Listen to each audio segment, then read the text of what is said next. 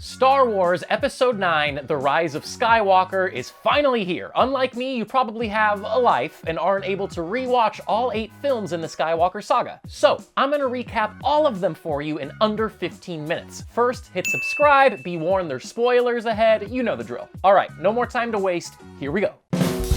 Episode 1, The Phantom Menace! Like all great space epics, this legendary cinematic saga starts with a trade dispute? Planning to invade the planet Naboo, the Trade Federation puts up a blockade, leading the then-ruling Galactic Empire to send a Jedi and his Padawan, Qui-Gon Jinn and Obi-Wan Kenobi, to negotiate peace. Things don't go so well in the sense that the Trade Federation tries to gas them to death following the orders of a shadowy leader. Dun dun dun! But the heroes manage to escape, get back to Naboo, and get help from the not-so-bright amphibious alien Jar Jar Binks, who's super popular and beloved by all. With Naboo's leader, Queen Amidala, aka Padme, in danger, Qui-Gon and Obi-Wan venture to rescue her. Along with her squad, they manage to get off-world. They wind up on Tatooine, and fate has them cross paths with a young slave named Anakin Skywalker. Just a simple boy genius who likes pod racing and saying things like, "This is so wizard." Oh, and for some reason he is revealed to have built C-3PO, cause why not? Recognizing that the kid has a special connection with the Force, Qui-Gon makes a wager for his freedom, and after a quick little duel with the totally badass Darth Maul, they head back into space. Qui-Gon tries to get Anakin trained as a Jedi, but that doesn't quite slap with Yoda and company, and Queen Amidala gets manipulated into calling for the removal of the head of the Galactic Senate. Damn you, Senator Palpatine, who's clearly the aforementioned shadowy leader.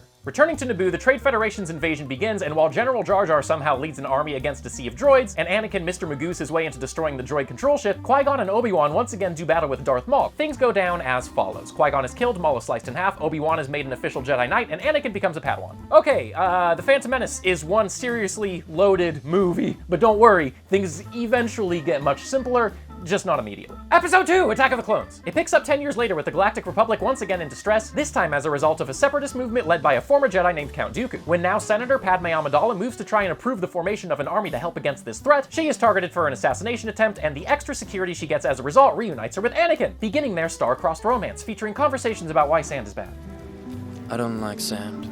Meanwhile, Obi-Wan is put on a mission to investigate the bounty hunter who killed the would-be assassin of Amidala and winds up discovering an army of clone soldiers created by the Republic, and that they were all made using the DNA of said bounty hunter, Jango Fett, father of Boba Fett. Boom, big reveal. Fans were like, what the f*** was the point of that? Anakin starts to walk the path of the dark side, returning to Tatooine and slaughtering a tribe of Tusken Raiders he learns is responsible for killing his mother. But he and Padme are reunited with Obi-Wan when they are all captured by Count Dooku, who has secretly been building a new droid army with the Trade Federation. In a big battle, they are rescued by Yoda and company, but only after Jar Jar makes the idiotic move to give now Supreme Chancellor Palpatine special emergency powers, allowing him to activate the clone army, but don't worry, everyone still loves Jar Jar. Anakin loses his arm fighting Dooku. Dooku manages to escape and deliver plans for a mysterious superweapon, aka the Death Star, to the figure once known as Shadowy Leader, who is now called Darth Sidious. Dun dun freaking dun! The Clone Wars officially begin, and Anakin and Padme are secretly married. Episode 3, Revenge of the Sith. This time we pick up with the characters 3 years later as Obi-Wan and Anakin team up on a mission to rescue a kidnapped Supreme Chancellor Palpatine, who starts digging his claws into Anakin by convincing him to decapitate Count Dooku after infiltrating his ship. Do it. The relationship between Anakin and Palpatine grows stronger, which becomes problematic when the Jedi Council doesn't make Anakin a Jedi Master and then asks him to spy on Palpatine. Smooth move. Following his discovery that Padme is pregnant, Anakin becomes haunted by dreams of her dying during labor and is seduced by Palpatine, who's telling him that he can save his wife using the dark side of the Force. He's ultimately a bit torn when Palpatine reveals himself to be the Darth Sidious. Dun dun dun. And even goes so far as to tell Mace Windu, but when the Jedi nearly kills Palpatine, Anakin interferes because he needs that dude to save his wife, he thinks, and allows the Sith Lord to throw Windu out a window. Heh, Windu out a window. Palpatine dubs Anakin as Darth freaking Vader. Dun dun freaking dun. Orders all clone troopers to exterminate the Jedi, gets his new apprentice to kill all of the Jedis in training. Sorry, younglings, kids, and declares himself the Emperor, thus transforming the Galactic Republic into the Galactic Empire. Yoda and Obi-Wan manage to survive the insanity, and the former tells the latter to go confront Vader. Obi-Wan tries to do so with the help of Padme, but Vader misinterprets their partnership and turns on both of them. Obi-Wan successfully beats Vader in a battle for one obvious reason: I have the high ground! Leaving him for dead in a pit of lava. Yoda, meanwhile, confronts Palpatine, but is forced to flee with Senator Bail Organa of the planet Alderaan. They regroup with Obi-Wan and Padme, but Padme dies shortly after giving birth to twins, Luke and freaking Leia. Dun dun dun. Bail Organa adopts Leia as his daughter. Obi-Wan takes Luke to live with his Uncle Owen and Aunt Beru on Tatooine before going into hiding, and Yoda exiles himself. Oh, and C-3PO has his memory wiped. Around that same time, Palpatine rescues the nearly dead Vader and uses medical technology to transform him into the iconic black armor-clad villain we all know and love. He also hears that Padme died, and he's just not too happy about the whole situation. Bam! Prequel trilogy done.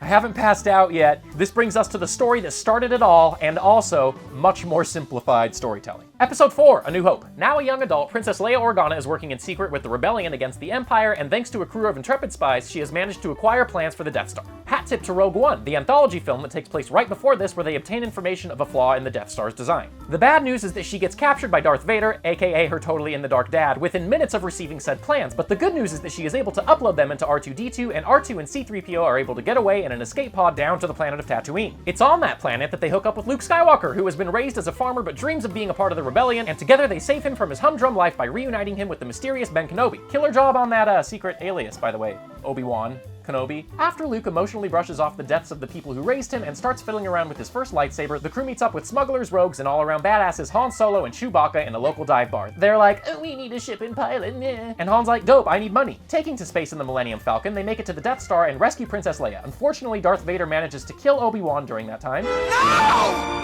And the Empire not only totally obliterates Alderaan, but also learns the location of the Rebel base. Swell. That sucks, but the Rebels still have the advantage thanks to the acquired Death Star plans. Before the planet-sized battle station is able to get into position, Luke is able to pilot an X-Wing and use the Force, with some assistance from Han and Chewie getting Darth Vader off his tail, to send a proton torpedo down a thermal exhaust port and blow the whole thing up. Everyone's happy, except for presumably Chewie, since he for some reason didn't get a medal for his heroism. Oh, and Vader is also pretty upset too, I guess.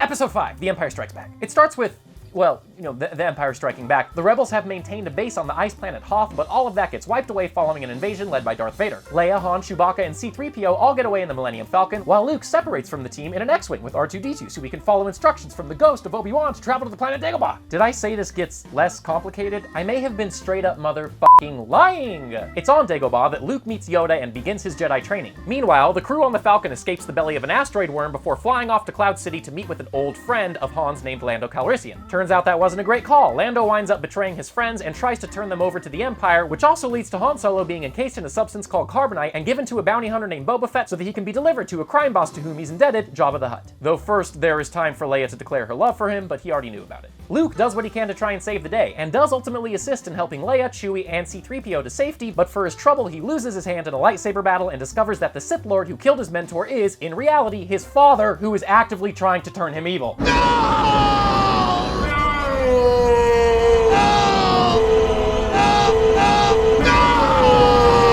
Yes! Episode 6, Return of the Jedi. It's set just 1 year after the big reveal at Cloud City and begins with the heroes trying to get the whole band back together, which is to say rescue Han Solo. Leia, Lando, and R2-D2 infiltrate Jabba the Hutt's palace, but after getting Han out of his carbonite slab, they are all imprisoned. Fortunately, Luke has advanced quite far in his Jedi training, and while using his new Force and lightsaber skills, he is able to reunite with the gang and kill a whole lot of people, including Boba Fett. Rest in peace, you beautiful idiot. When everyone is reunited with the forces of the rebellion, Luke makes a return trip to Dagobah to talk with Yoda about that whole "that evil guy is my dad" business, but discovers not only that the great Jedi Master is dying, but also that Leia is actually his twin sister, which would have been a big reveal at the time, but you already knew that. It's also revealed that the Empire is working on a second Death Star, but with the base still under construction, there is a window of opportunity for the rebels to attack. The only issue is that the space station is protected by a shield generator on a local moon, so Luke, Leia, Han, C-3PO, and R2-D2 are sent to destroy it. Misadventure ensues that's fun for the whole family. It's got crazy speeder bike chases and little furry creatures. But the big headline is that Luke Skywalker is captured and brought to face Darth Vader, who has been hosting Emperor Palpatine during construction. Of course, what starts as a battle for Luke's soul winds up becoming a battle for Darth Vader's. After nearly being killed in battle, Vader finds himself watching the Emperor torture his son with Force lightning, and it proves to be a step too far. While absorbing the energy initially directed at Luke, Vader picks up the Emperor and pitches him down a shaft to his death, presumably. With the shield generator eventually deactivated after Leia, Han, and the droids get help from their new furry friends, the Rebel fleet is able to successfully destroy the Death Star 2, and the rebellion declares victory over the Empire. Yeah. It's a somewhat somber ending though, as the final chapter in the original trilogy also sees an unmasked Vader, who has redeemed himself, die in Luke's arms before his remains are burned on a pyre. Original trilogy, done! This means a 30-year jump forward to the most recent generation of Star Wars movies, aka the sequel trilogy. The story now focuses on a new group of heroes, specifically Rey, Finn, Poe Dameron, and BB-8. But being the continuation of the Skywalker Saga, all of the protagonists from the original trilogy still have their part to play. Given that these films are also the most recent, there's more necessary information, so let's finish strong. here we go. Episode 7, The Force Awakens! The big question driving the 7th chapter in the series is, where's Luke Skywalker? Nobody knows for sure, but Resistance pilot Poe Dameron is able to acquire a key piece of the puzzle at the start of the film and hands it off to the droid BB-8 on the planet Jakku just before an attack by the First Order, the new fascist government that filled the vacuum left following the end of the Empire. Poe is captured by Kylo Ren, a Darth Vader-obsessed wannabe Sith Lord who serves directly under Supreme Leader Snoke. But before he can give away any big secrets, he gets an assist from FN-21A7, aka Finn, a stormtrooper who wants to get away from the First Order. This mostly works, as they steal a ship, but then they almost immediately crash back on Jakku. No, we can't go back to Jakku! As that's happening, BB-8 finds itself rolling around the desert of Jakku, packed with some of the most important information in the galaxy, and winds up crossing paths with a scavenger named Rey. Eventually, they together cross paths with Finn, and are forced to team up when they are discovered by First Order troops. They steal a ship, which just so happens to be the Millennium Falcon, and after evading a fleet of enemy attackers, they wind up in the tractor beam of a vessel piloted by none other than Han Solo and Chewbacca, who wish to take their ship back. Together, they take a trip to the planet of Takodana to meet up with Han's friend Maz Kanata, who knows where the heroes can meet up with the Resistance to deliver BB-8. And it's during the stop that Rey starts to understand that she's Force sensitive, specifically because she finds herself drawn to a hidden chest containing the lightsaber that originally belonged to Anakin Skywalker. It's not great timing for such a monumental discovery though, as Kylo Ren and the First Order invade almost immediately after. On the plus side, the Resistance, including Poe Dameron, arrives just in time to protect Han, Chewie, Finn, and BB-8. On the minus side, Rey is taken hostage. The free heroes are brought to the Resistance, which is based on the planet Daqua, where Han is reunited for the first time in years with now General Leia Organa, and when they are back together, it's revealed to the audience that Kylo Ren is actually their corrupted son, Ben Solo. Dun dun dun. The Resistance is in the midst of working out a plan to destroy the First Order's new Starkiller base, a weapon that can single-handedly wipe out an entire solar system. And Finn argues his way into the mission, with his primary goal being to rescue Rey before the entire place goes kaboom. Finn, Han, and Chewbacca board Starkiller base to discover that Rey doesn't actually need saving, as she has started to tune into her Force sensitivity. You will remove these restraints and leave this cell with the door open. And Kylo Ren notices. The team wants to plant explosives all around the core of the star-sized space station, but doing so leads Han to a face-to-face confrontation with Kylo Ren, who winds up killing him following a fatherly plea to rejoin the light side of the Force. Yeah, dude, take that in. Han Solo dies, and it's a big deal, so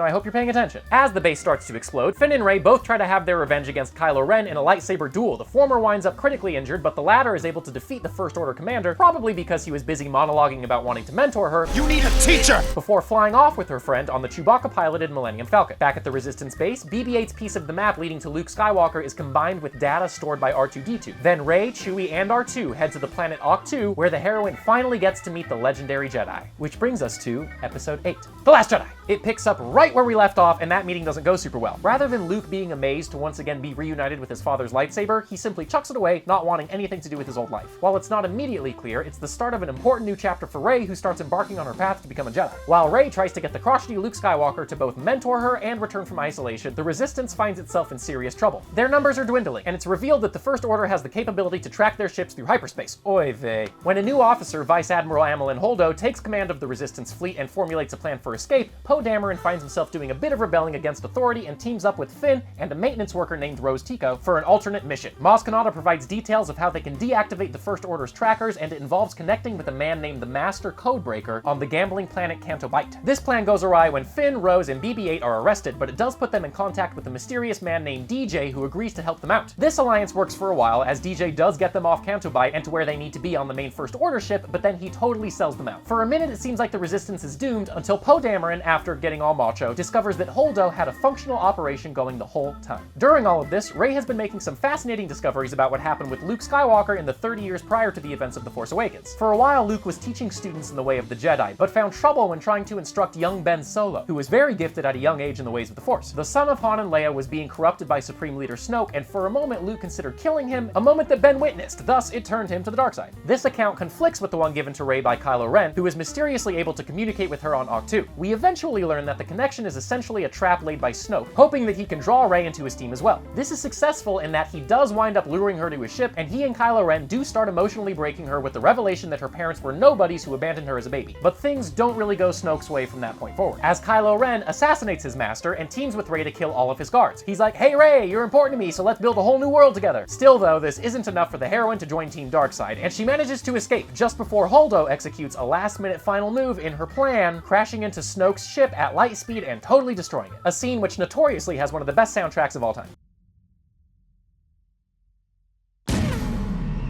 She was able to do this because the majority of the Resistance forces, including General Leia, had successfully escaped down to a small planet called Crate. Sadly, once again things look incredibly dire for the heroes, as the walls of their old base are ready to fall to First Order firepower. But then, a hero steps forward. Luke Skywalker gives his Sissy a little kiss, and then steps out to confront Kylo Ren in a one-on-one battle. While the former student believes that his former teacher is really there, it's actually nothing more than a distraction and delay technique, as Luke is just projecting his image to the battlefield all the way from Ahch-To. Rey now has enough time to lift the rocks blocking the back exit of the Resistance base so that the survivors of the movement can escape. Using what's left of his strength, Luke Skywalker's physical form fades into nothing as his spirit becomes part of the Force, and across the galaxy, words of his heroic feats re-inspire the fight against the fascistic government. And perhaps most importantly, we see a young boy telekinetically willing a broom to his hand, suggesting that Force sensitivity can come from anywhere. Oh my god, I am exhausted. Why did you let me do this? I could have gotten so much done in this period of time. I gotta feed my fish. I was gonna cook a panini. Hit subscribe because let's be honest, I f***ing deserve it. All right, children, time to go see episode 9, The Rise of Skywalker. You are ready.